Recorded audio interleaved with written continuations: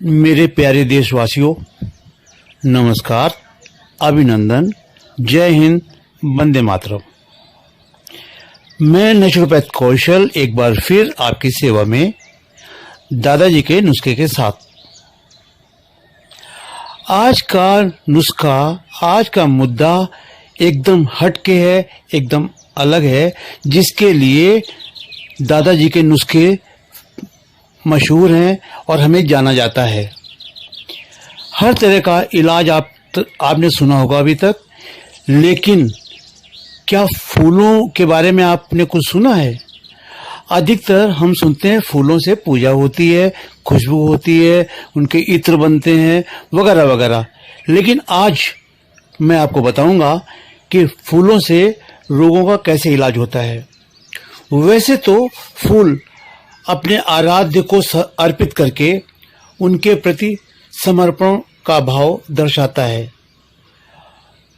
आज इनका उपयोग वैसे हर जगह होता है। जन्मदिन से लेकर अंत्येष्टि संस्कार तक इन फूलों के बगैर अधूरे रहते हैं। हाँ, भावुक व्यक्ति और रसिक दोनों के हृदय में आनंद उत्पन्न करने में समर्थ कामिनी और विरही दोनों के हृदय को अपनी ओर अनुरक्त करते हैं। फूलों के रस से विशेष लेप तैयार किया जा सकता है, जिसको बाहरी रूप से त्वचा पर लगाने से उसकी सुगंध हृदय तथा नाक तक प्रभाव दिखाकर मन को प्रफुल्लित कर देती है और पुलकित करती है।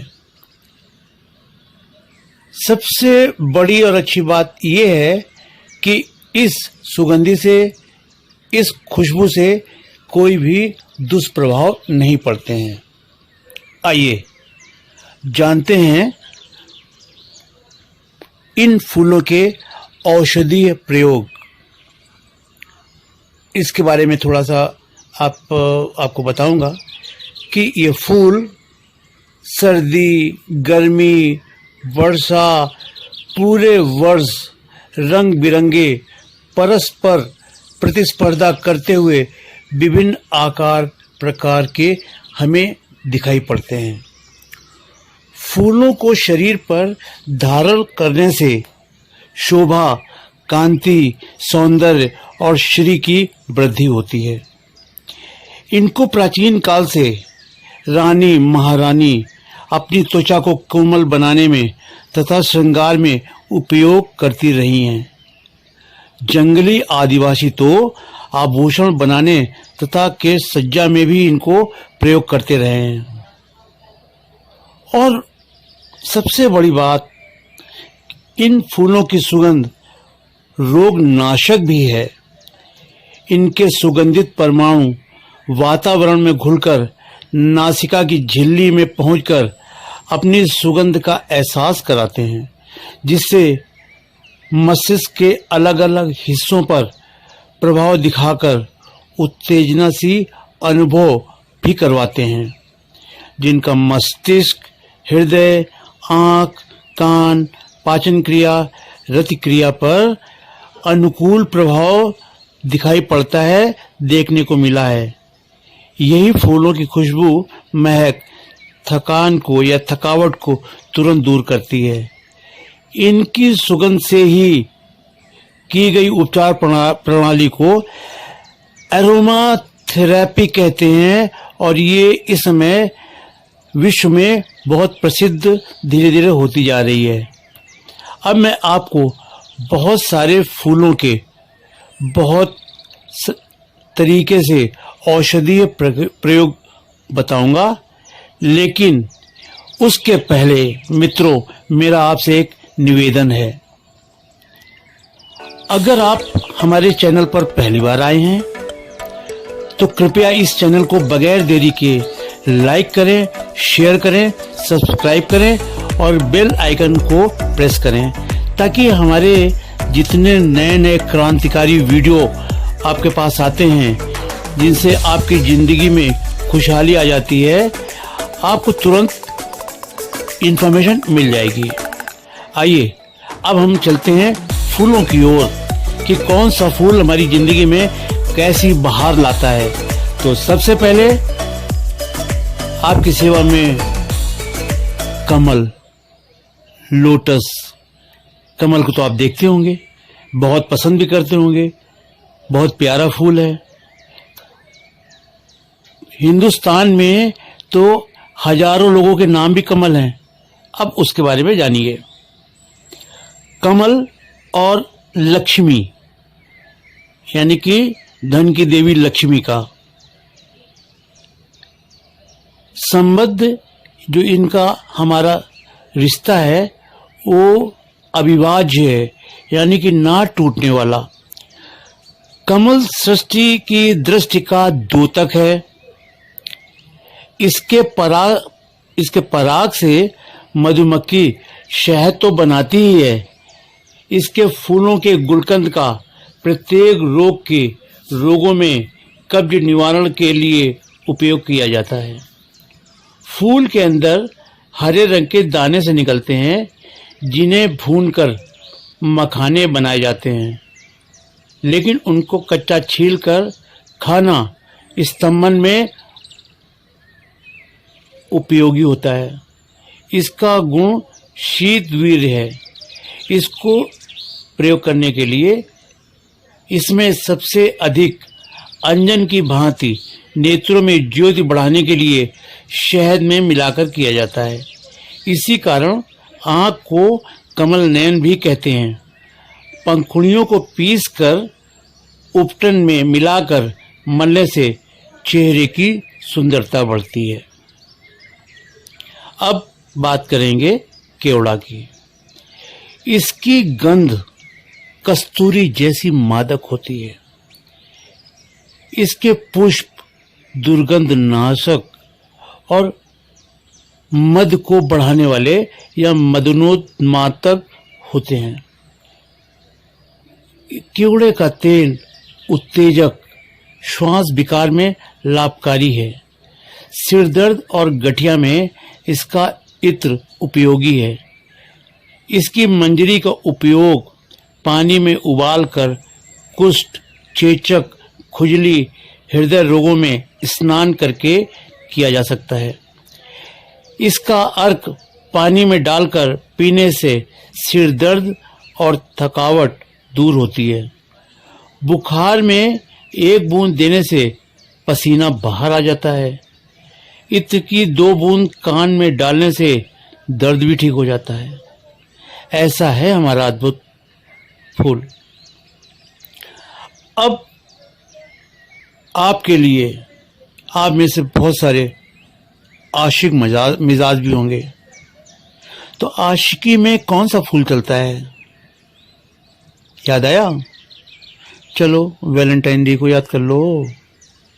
हाँ जी, गुलाब। आशिक मिजाजी प्रेम का प्रतीक गुलाब है।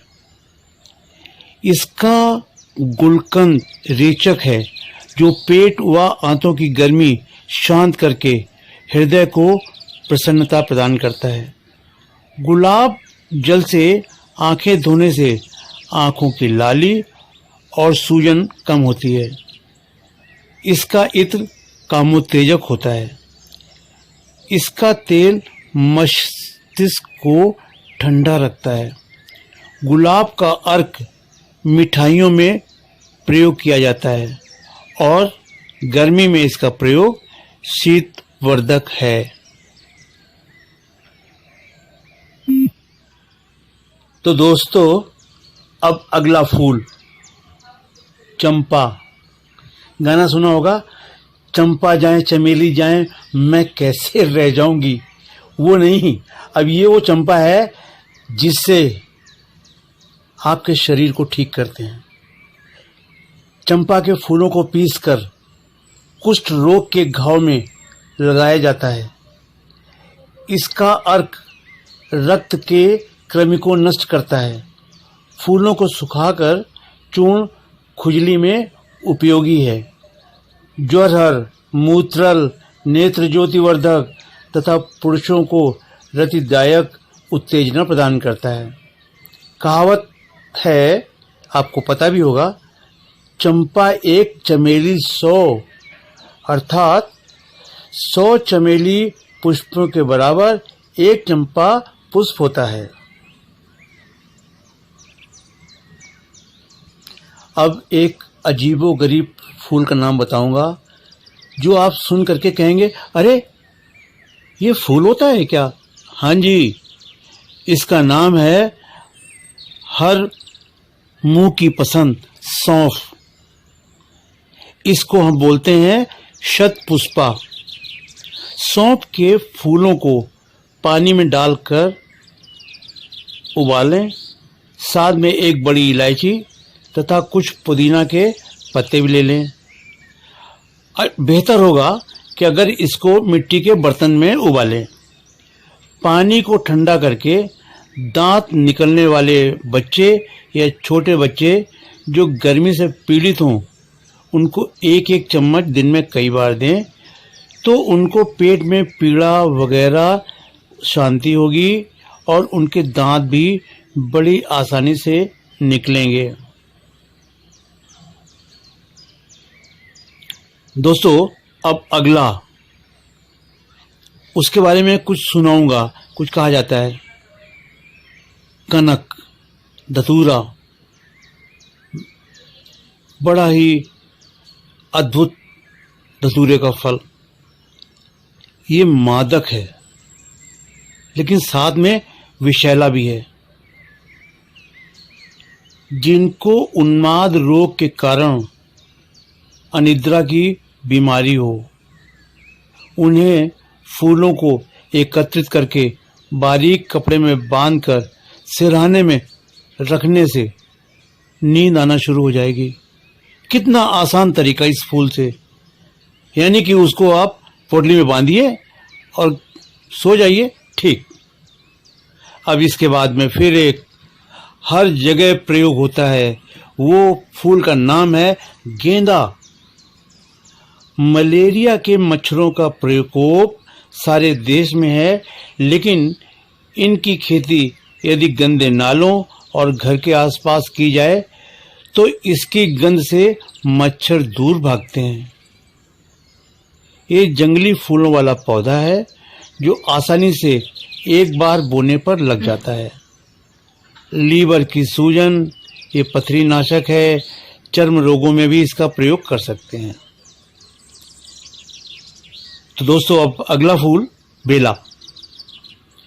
अत्यधिक सुगंध का गर्मी में अधिकता से फूलने वाला पौधा बेला का है, लेकिन आजकल घरों में इसे कम लगा रहे हैं लोग।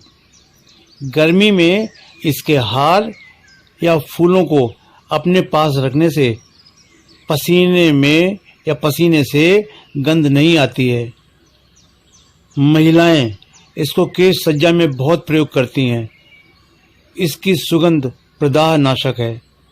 स्त्रियों के गर्भाशय में उत्तेजना को प्रदान करने वाला एकमात्र पुष्प यही है जो रतिदायक है। इसकी कलियां चबाने से मासिक खुलकर आता है। अगला फूल रात की रानी, नाइट क्वीन। इसकी गंध इतनी तीव्र होती है, इतनी तेज होती है कि ये पड़ोसियों तक को लुभा लेती है, यानी कि इसकी खुशबू इतनी दूर तक जाती है और रात में ही जाती है।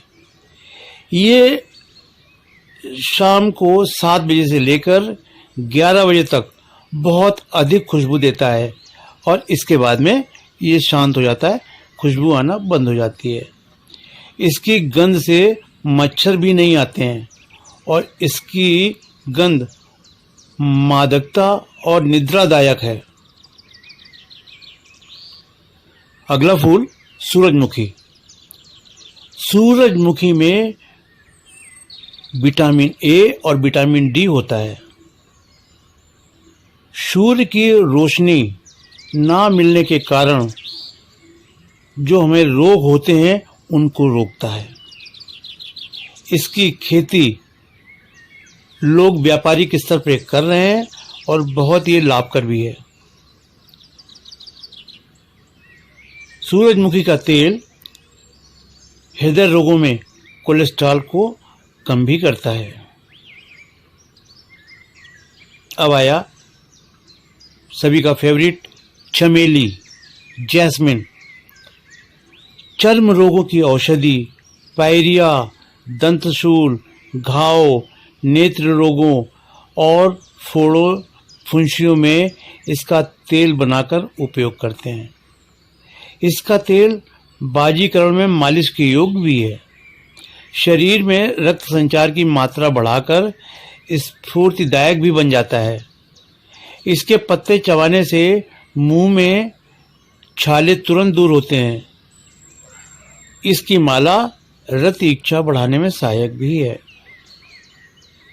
अगला फूल केसर। ये केसर मन को प्रसन्न करता है, चेहरे को कांतिवान बनाता है, रजा दोषों का नाशक है, शक्तिवर्धक है, वमन को रोककर यानी कि उल्टी को रोककर वात पित्त कफ त्रिदोष को नाशक का काम भी करता है। तंत्रिकाओं में व्याप्त उद्विग्नता एवं तनाव को केसर शांत रखता है। इसीलिए इसे प्रकृति प्रदत्त ट्रैंकुलाइजर भी कहा जाता है। ये काम तथा रति में उद्दीपन का कार्य करता है, अतः दूध या पान के साथ सेवन योग्य है। अगला अशोक। इसे मदन वृक्ष भी कहते हैं। इसके फूल, छाल, पत्तियों का स्त्रियों की औषधि में उपयोग किया जाता है। अशोक को क्यों ऐसा कहते हैं? अशोक का अर्थ है जिसको पाकर शोक ना रहे। छाल का आसो बनाकर पीने से स्त्रियों की अधिकांश बीमारियां ठीक हो जाती हैं, जैसे आपने सुना होगा अशोकारिष्ट वगैरह वगैरह। इतना अद्भुत। तो दोस्तों अगला जिसे कहते हैं ढाक या पलाश। इसको अप्रतिम, मैचलेस, अद्भुत सौंदर्य का प्रतीक माना जाता है, क्योंकि इसके गुच्छेदार फूल बहुत दूर से ही आकर्षित करना शुरू कर देते हैं। इसी आकर्षण के कारण इसे वन की ज्योति भी कहा जाता है। इसका चूर्ण पेट के किसी भी प्रकार के कीड़ों को खत्म करने में सहायक है। फूलों को पानी के साथ पीसकर इसकी लुगदी बनाकर पेड़ों पर रखने से पथरी के कारण दर्द होने या मूत्र न उतरने पर यह मूत्रल का यानी कि पेशाब को निकालने का काम करता है। अगला फूल गुड़हल या जिसे जवा कहते हैं। वैसे अगर देखा जाए तो हिंदू मान्यता के अनुसार ये गणेश और काली का प्रिय फूल है, लेकिन इसका पूर्ण संबंध गर्भाशय से है। ऋतुकाल के बाद यदि फूल को घी में भूनकर महिलाएं सेवन करें तो इसे गर्भ निरोधक भी माना जा सकता है और महिलाओं को ये गर्भ निरोध का भी काम करता है।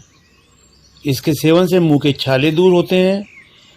इसके फूलों को पीसकर बालों में लेप करने से बालों का गंजापन मिटता है। ये उन्माद को दूर करने वाला एकमात्र फूल है।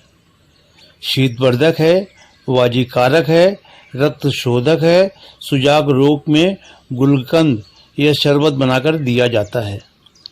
शरबत हृदय को फूल की भांति प्रफुल्लित करने वाला रुचिकर है। साथ में ये गाल ब्लैडर स्टोन का पत्थर भी निकालने में सक्षम है। गुड़हल की पत्तियों को पाउडर बना करके और रात को गुनगुने पानी साथ में लेने से गाल ब्लैडर की पित्ते की पथरियां भी निकलती हुई देखी गई हैं। अगला फूल शंखपुष्पी या विष्णुकांत। गर्मियों में इसकी पैदावार ज़्यादा होती है और ये लगभग घास की तरह है। फूल, पत्ते तथा डंठल तीनों को उखाड़कर पीसकर पानी में मिलाकर छान लेना चाहिए। फिर इसमें शहद या मिश्री मिलाकर पीने से शाम तक मस्तिष्क में ताजगी रहती है, यानी कि गर्मियों में भी सुबह से लेकर शाम तक।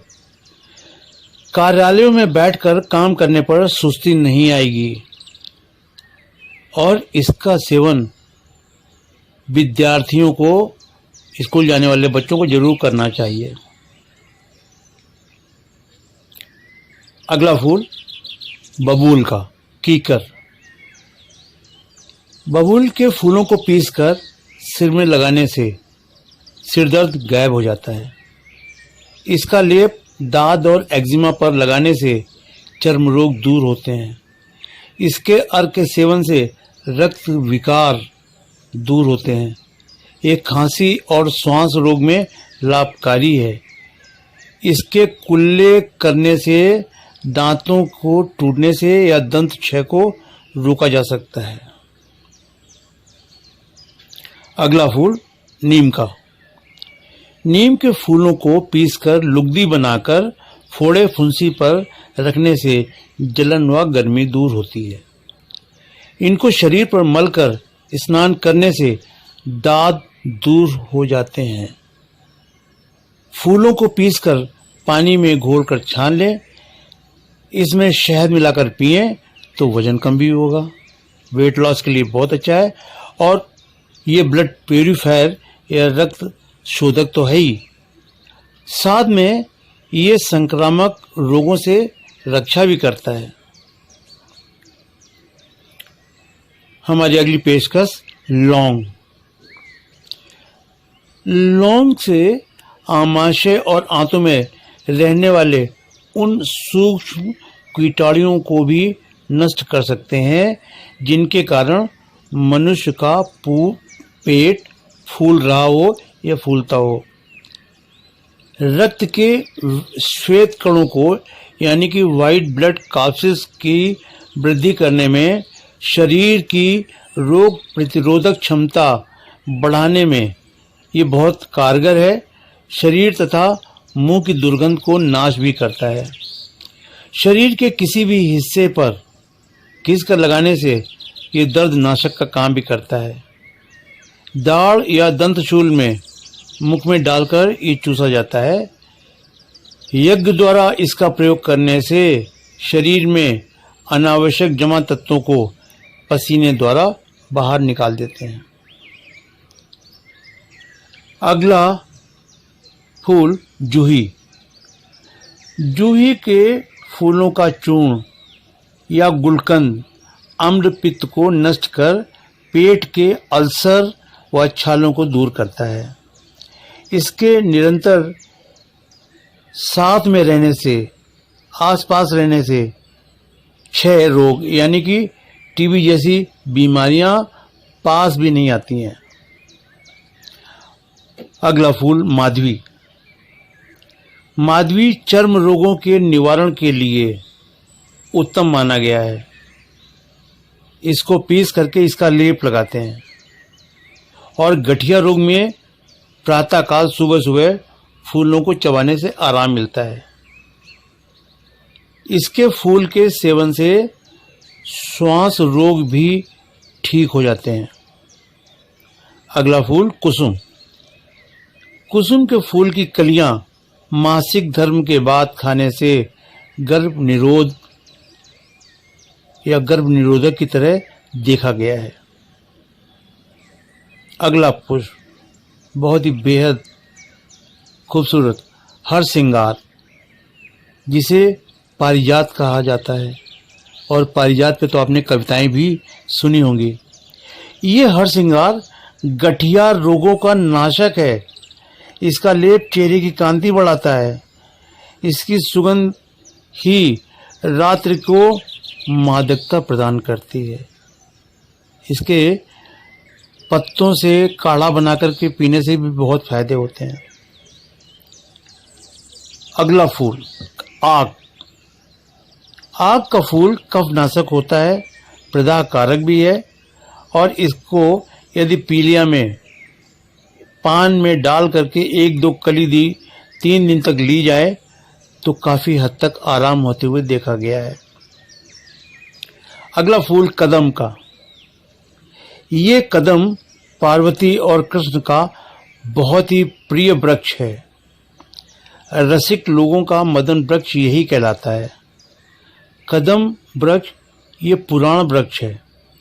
इसको कल्प वृक्ष की संज्ञा भी मिली हुई है। ये कामोत्तेजक वृक्ष है।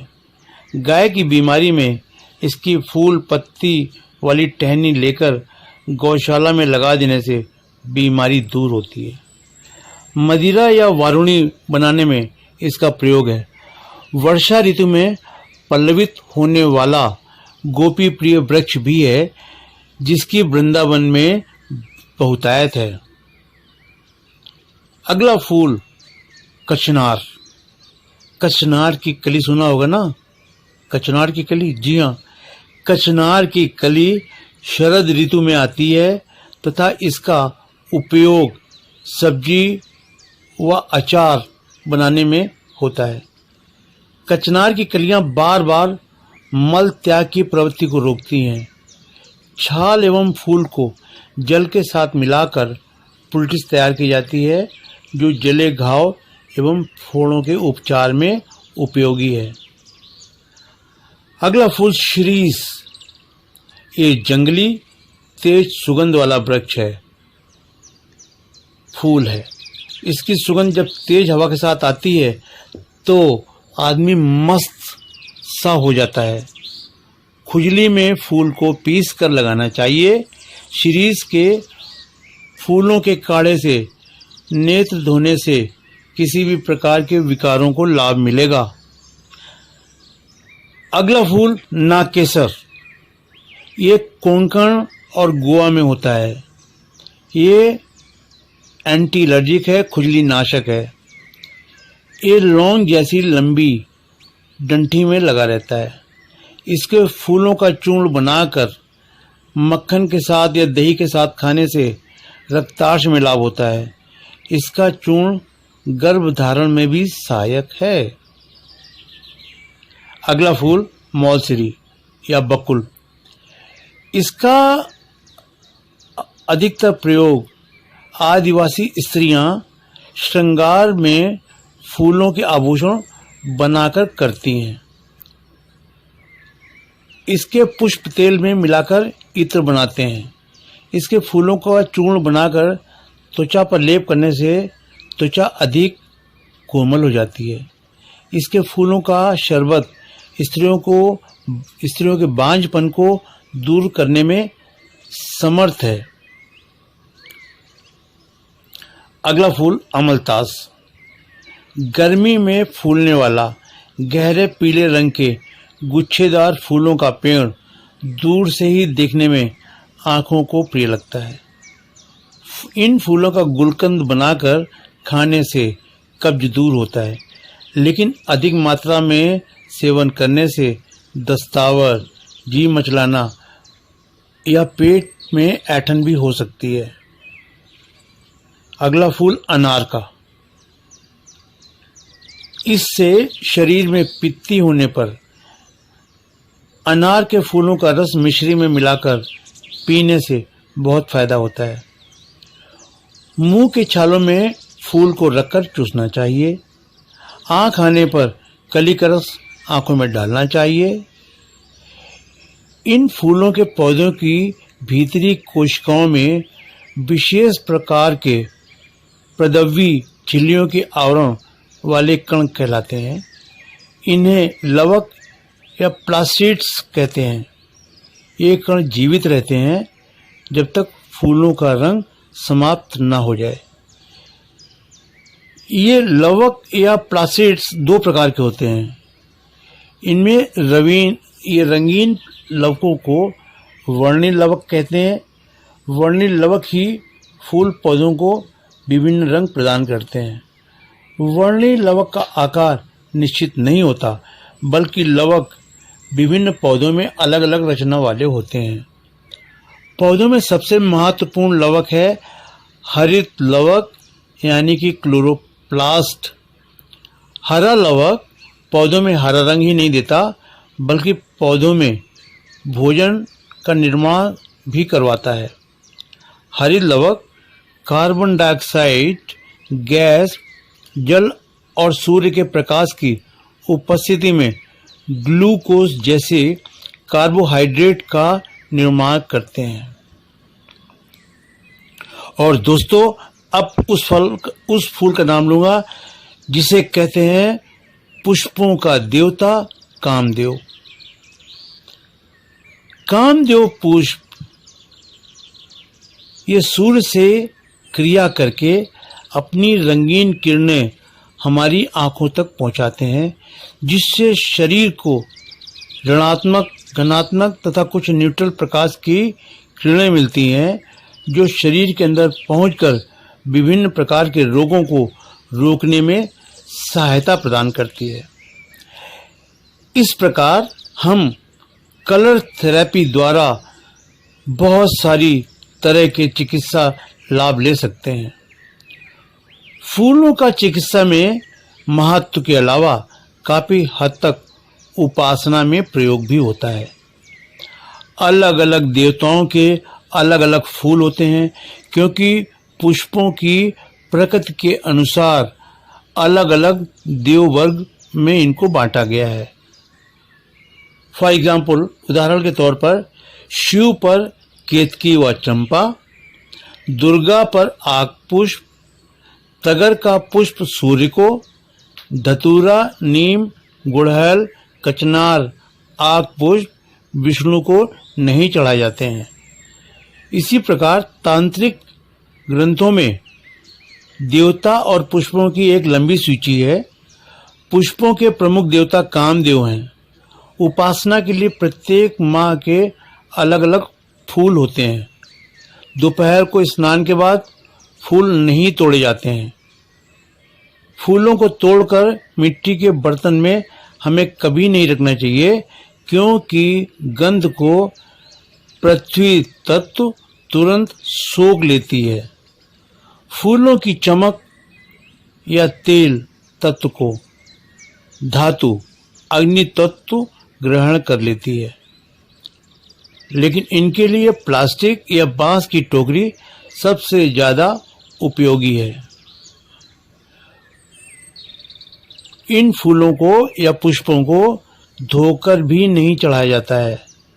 सिद्धांत निर्णय सिंधु में कहा गया है कि किसी देवता की उपासना में उसके नाम के प्रथम अक्षर से मिलते जुलते पुष्प तथा औषधि का प्रयोग मंत्र तथा देवता की सिद्धि के लिए करना चाहिए।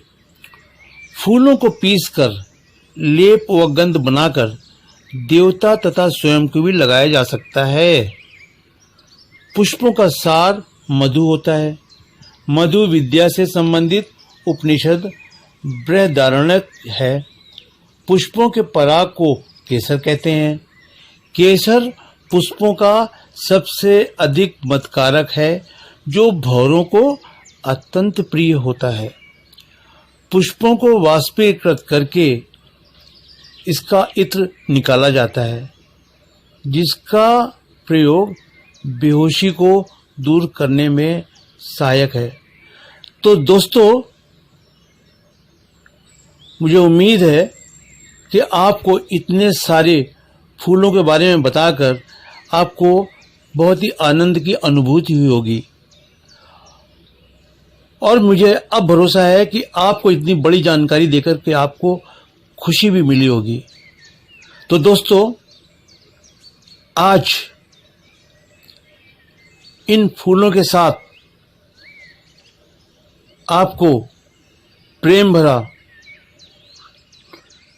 नमस्कार, आभार, जय हिंद, वंदे मातरम। नेचुरोपैथ कौशल दादाजी के नुस्खे के साथ।